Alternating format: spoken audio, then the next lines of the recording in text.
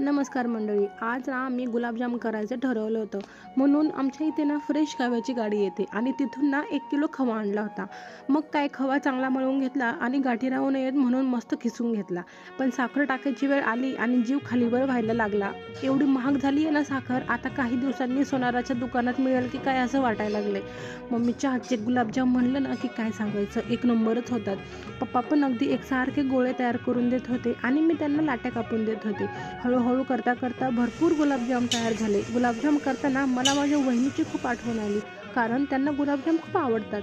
आणि आता आली सगळ्यात महत्त्वाची गोष्ट म्हणजे साखरेचा पाक. मला तर माझ्या मम्मीसारखा परफेक्ट पाक कधी जमलाच नाही.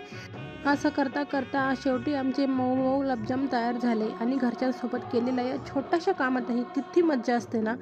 आणि मम्मीच्या हातची चव तर काही औरच असते. आता आम्ही एवढं सगळं झाल्यावर आमच्या बहिणीला व्हिडिओ कॉल करून दाखवलेले आहे. बघा बघा, आमचे गुलाबजाम रेडी झालेले आहेत.